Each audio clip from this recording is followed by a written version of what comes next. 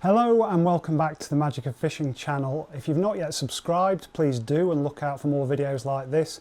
If you're already a member of the club, much appreciated. You join me back in the garage today, or at least the side of the garage that I've got dedicated to fishing.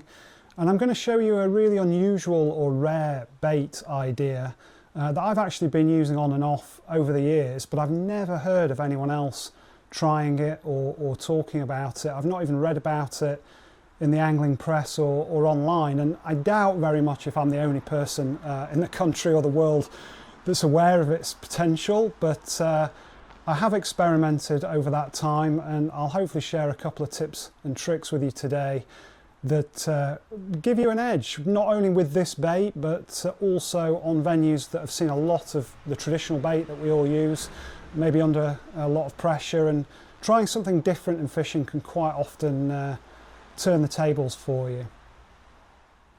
Now, of course, you've clicked on the video title and seen the thumbnail, and you know that I'm talking about rice. And of course, if you have used rice or know of others doing it successfully, then leave a comment below and let us know. But it's not something I've seen in anyone else's bait tub, and I first started using the plain old supermarket variety, white or brown. Boil it up just like you would if you were going to eat it with a nice curry, and I'd use that as either loose feed in a pole pot or to bulk out ground bait. I think it sits in the same kind of league as stewed wheat, which I did a video on recently, or pearl barley. It's not got the same kind of oily attraction that hemp does, for example, but if you think about it, it's a very simple starchy carbohydrate, much like bread. So I think the appeal in plain rice comes from, you know, a bread-like flavour. And the second element of attraction, I think, is the visual appeal of rice. We all know how successful dead maggots are these days, dead reds in particular, on commercials or for bream fishing. And if you think about the size of a grain of rice, it's comparable with the small maggots that we used to use, particularly back in the day on rock-hard canals and other venues in Sheffield and the surrounding area, like pinkies and squats. Still very effective baits, of course. So you're really combining the visual appeal of maybe some dead pinkies with the taste of bread. And what I'm going to show you now is a variety of rice that I discovered more recently that I think makes it even more appealing to a wide variety of fish. Now, the only downside is that it's not quite as cheap as common brown or white rice or basmati, but what I'm talking about is red rice, and you can get this easily enough in supermarkets or online, and even a fairly small packet like this will make a lot of bait, which again you can freeze or keep in the fridge for up to a week. And this, for me, just made it a heck of a lot easier than what I used to do, which was take some food colouring, in this case blood red, and add that in small doses to the cooking water that I was using with white rice or brown rice. But I've definitely found red, much like some people swear by dead reds, is really effective as a carpet feed or something that you loose feed in with a pole pot. So that's the first tip, and it also avoids you getting food colouring or dye on your hands, which, as anyone who uses bronze maggots on a regular basis will know, can be a bit of a pain. But when it came to using the red rice for the first time, it really got me thinking about flavour too, and there are a lot of fishing baits, well-known fishing baits, with a red theme. But perhaps the most famous or infamous is bloodworm. Now, I haven't fished with bloodworm or joker for years and years. It's usually associated with tough venues or international fishing on a match basis. In the right hands, on the right venue, on the right day, it can be unbeatable. And I'm not going to claim for a second that rice is half as effective as bloodworm, but I did discover a few years back that you can buy 100% pure bloodworm liquid or extract. You can get this online at a well-known auction website, or check out your local tackle dealer to see if they stock it. And I've found this is a really effective fish attractant, whether it's for big fish or small stuff, and it's a really good addition to this red rice. So let me show you how we do that now. And all you're going to need is the rice itself, a saucepan, preferably an older one, or ask permission first, a spoon and something to measure with. And the first thing you need to do is measure out about half of this jug or whatever you're using to measure with the rice, which has actually got a really nice spicy aroma on its own, and it can work plain, as I've said. But that's the first step, and then get that into the pan and we'll add the water or the liquid. And then you need roughly double the volume of water that you had of rice. So in this case the jug is almost full, but I'm going to top it up with a good old glug of the bloodworm. You don't need too much, it's potent stuff both in colour and effectiveness, and just give that a little stir to make sure it's thoroughly mixed. Then that can go into the pan as well. We're going to leave it to soak for a good couple of hours. And if you look closely you can actually see a few particles of bloodworm floating around in the liquid. So there you have it, a bloody concoction fit for any Halloween party or indeed fishing trip. So we're simply going to leave it alone for a while and then come back and cook it.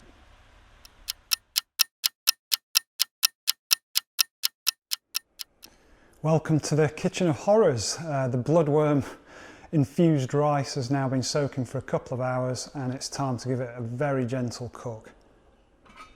Now this is really about time as much as heat. We're going to bring it up to a really gentle simmer and then let it cook very gently for half an hour max. So this is what we mean by a light simmer, and I'm now going to turn down the heat, put the lid back on, give it half an hour. So time's up. Take a look.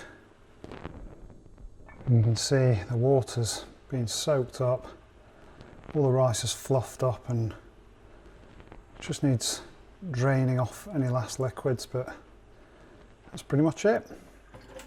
And this is a drainer or a colander that I use for most of my bait making. Can tip it straight in there. Can really feel the weight as well as the volume of bait created from that. This can now go outside or in the garage to cool down.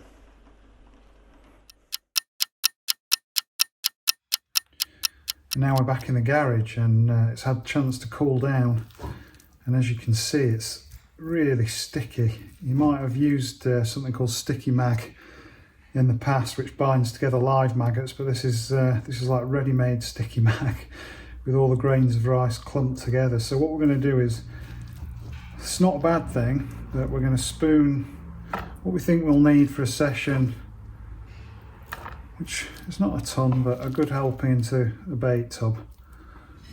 And the rest we can bag up and put in the freezer for future sessions. And I'm just going to help loosen them up a touch and, crucially, give them a bit of uncooked, unaltered bloodworm extract, just to finish them off, just a drop. And then we'll use the spoon just to work that through, and that will add a little bit of fresh or uncooked bloodworm flavour to the bait, which will leak off nicely. And this being a really sticky bait is not a bad thing. You can pot it in by poles, I mentioned earlier. You can add it in ground bait, and it's great for pre-baiting campaigns. It's a cheap bulking ingredient. But as this is my sort of special rice with the extra touch of colour and the flavour, I'm going to be using it in a different way with a rod and line. My pole's still up in Sheffield, so I'm going to fish at the local club water and ball it in, and it's really like a combination of ground bait and a particle. So it's sticky enough to hold together in the air, but then I'll show you what happens when it hits the water and settles on the bottom. So it's a bit of a messy bait, but very convenient. And there you can see like a nugget-sized piece. I'm not squeezing it together; I just picked it off from the bait tub. I'm just going to drop this in the vase of water.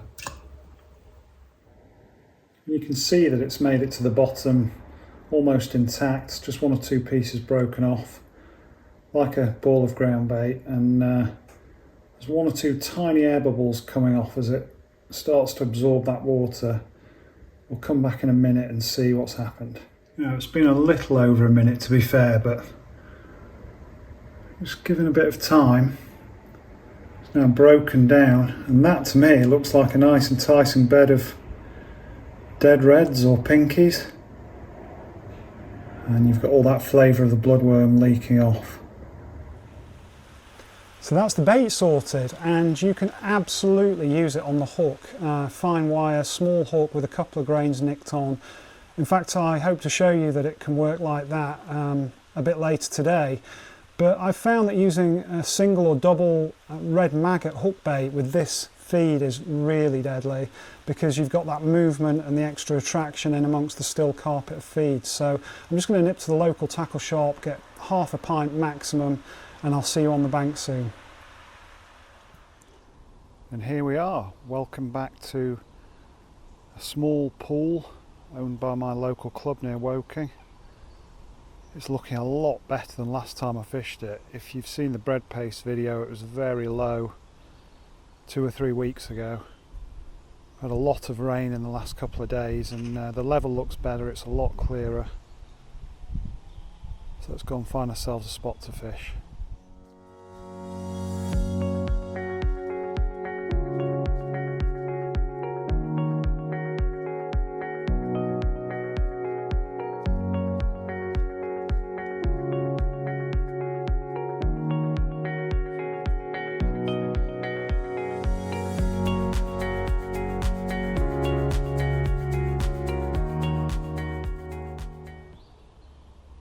That could be a spot to try.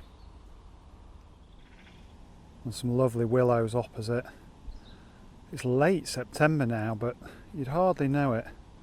Tinge of colour up there. Most of the trees are still fully green.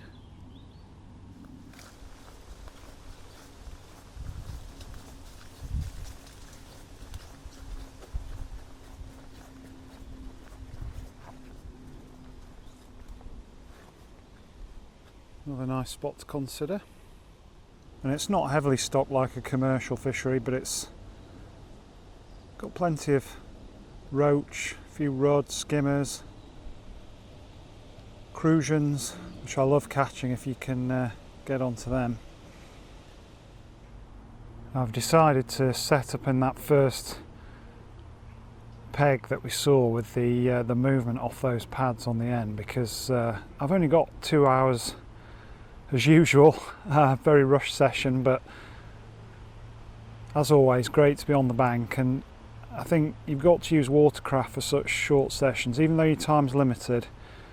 If you can find signs of fish and get on them, you're going to maximise your chances of catching a few even in a small space of time. So here's the rice that you saw me prepare earlier. Half a pint of red maggots from Byfleet, top quality as always. So I'm just going to grab a nugget, something that's already nicely stuck together. Don't need to squeeze it any more than that. And I'm just going to underarm that out to the pads.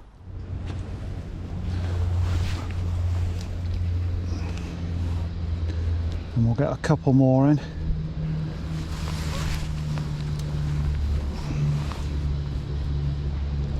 Before we even start thinking about baiting a hook.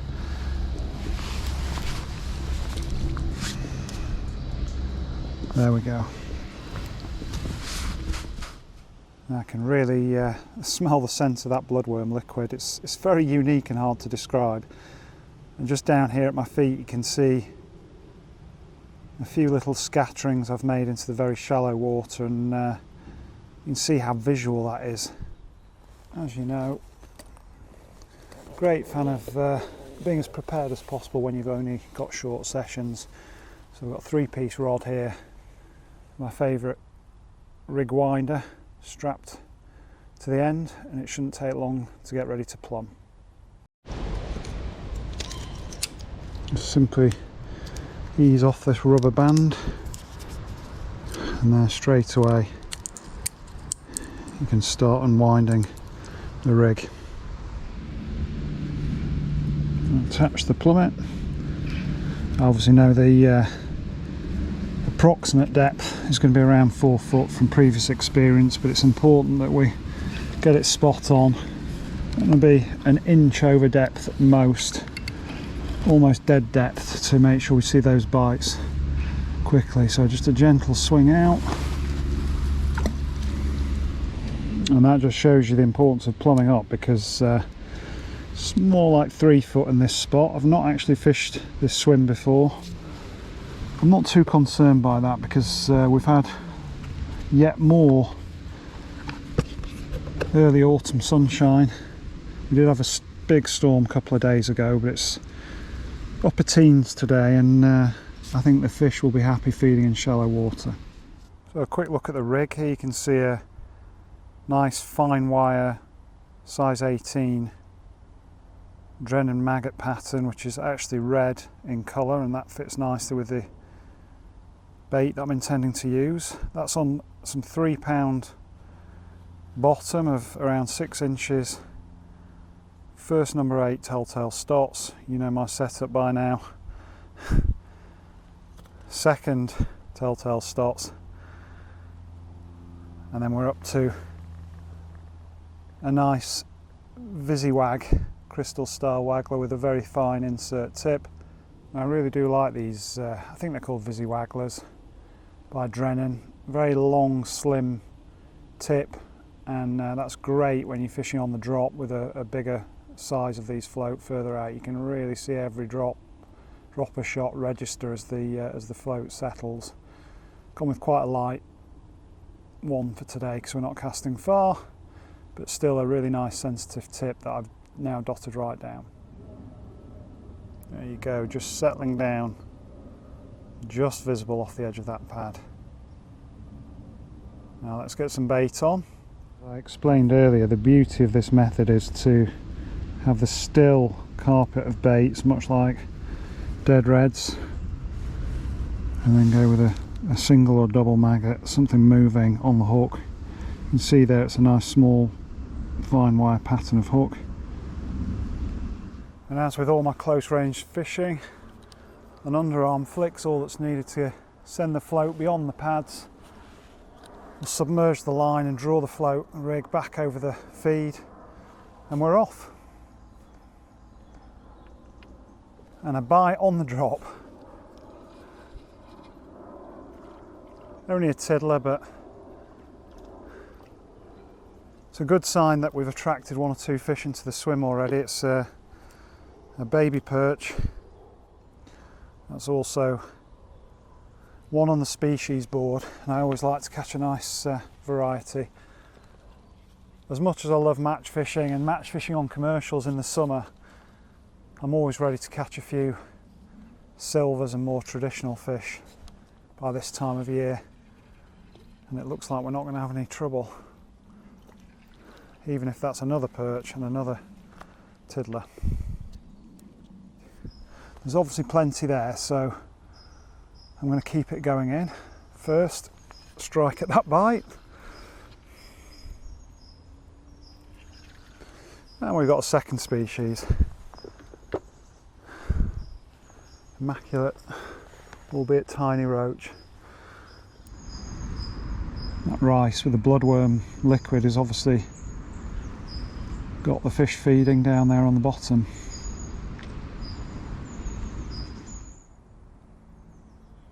And as always, it's just amazing to be by the water.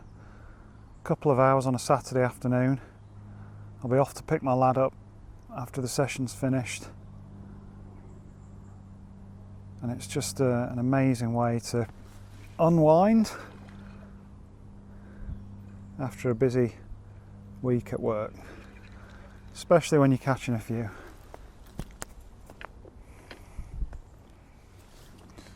Brilliant for the health, I think, both physical and mental. Gets you outside, gets you socialising in certain fishing situations. And there's nothing quite like watching a float or a quiver tip to focus the mind and send you off to a happy place. especially when it keeps going under. These really are tiddlers. That would make good bait for a bigger perch, but hopefully some better fish are going to show up soon, and I'm certainly not complaining.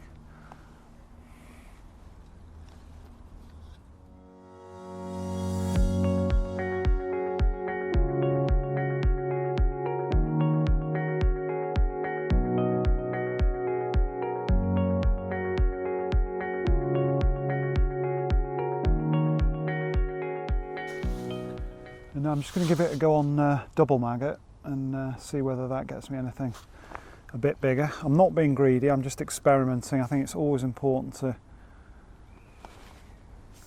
try little tweaks and changes throughout a session, especially at the beginning when you're just trying to work out what the fish are in the mood for. And I'm generally just keeping hold of the rod. Little lift bite there, straight in. Not even time to put the rod in the rest. And what do you know, it's a bit of a better fish. That is first cast on double, and that's what little changes can do. There's a lovely pristine roach, or early autumn roach.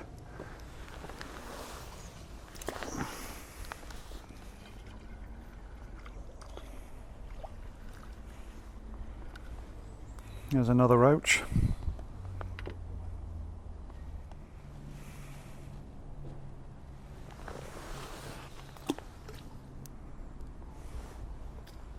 The double reds seem to be picking off slightly better fish.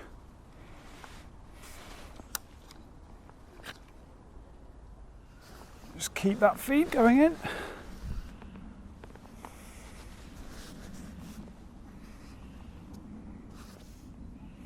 What a lovely day. It's been more like August this September. Just had that one really big storm a couple of days ago, chucked it down. And the important thing with feeding is read the water, read the situation all the time. I've had about 15 or 20 fish now, nothing over 3 or 4 ounces, but bites have just slowed off a bit, and that could be because bigger fish are pushing off the small ones. It'd be nice if that happened. But it could also be because I've been feeding regularly and I've caught that initial burst of fish, and now things are just slowing down a bit. So I'm just going to ease it off on the feed now and see if I can get the bites back up to that kind of frequency I was enjoying before. And it didn't take long.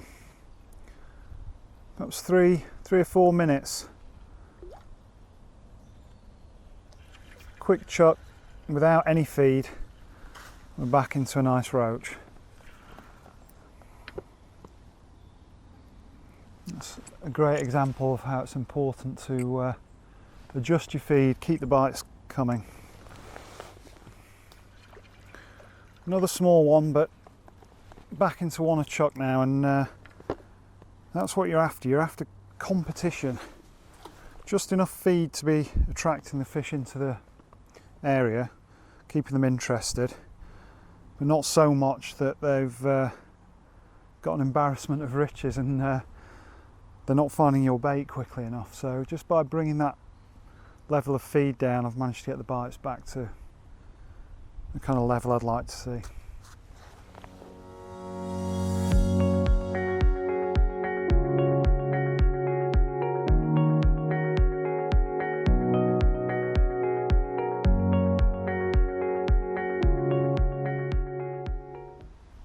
There's another very keen angler, just landed in the tree.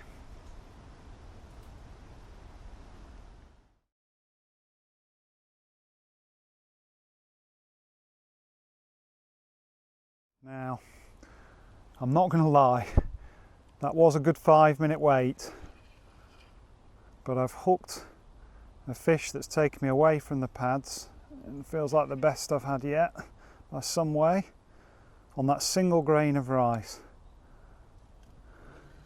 Nice little scrap on a very light rod. Just taking it easy because of that fine wire hook, and we've got ourselves a skimmer.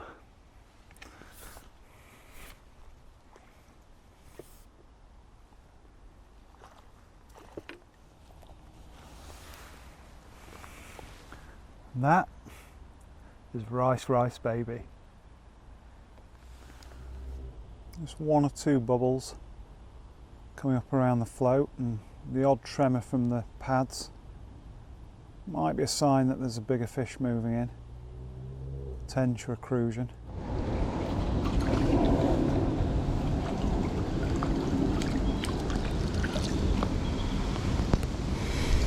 Want a chuck at the moment?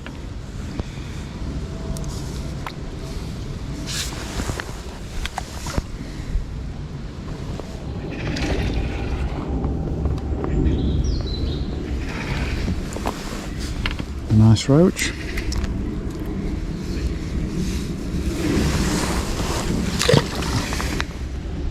Now let's give rice another go.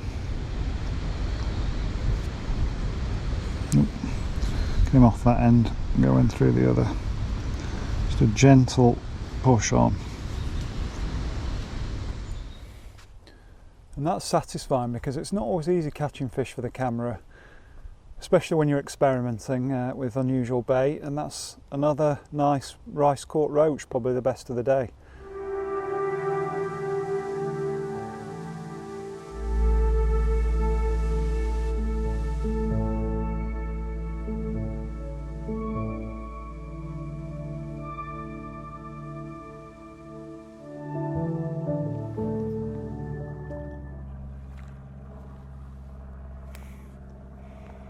And that is a rudd, up in the species count to 4 now.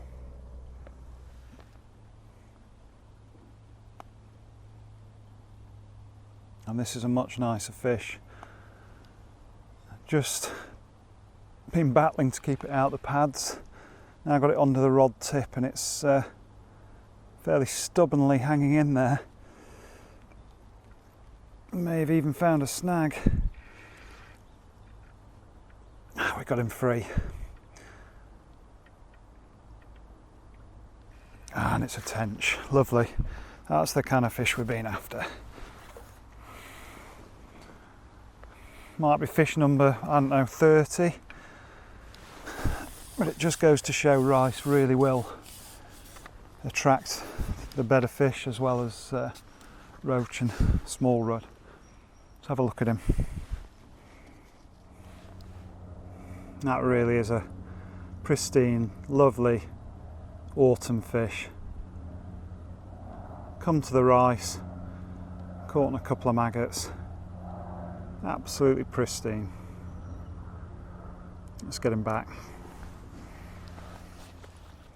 Well, that was just an awesome end to a lovely session.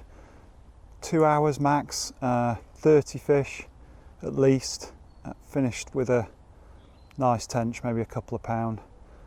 Great scrap on light gear, and it's been a real pleasure showing you that a unique bait like rice can catch you some fish, and I hope it's inspired you to get out on the bank again soon. And if you've enjoyed it, please subscribe, give it a like, tell your friends. Until next time, tight lines.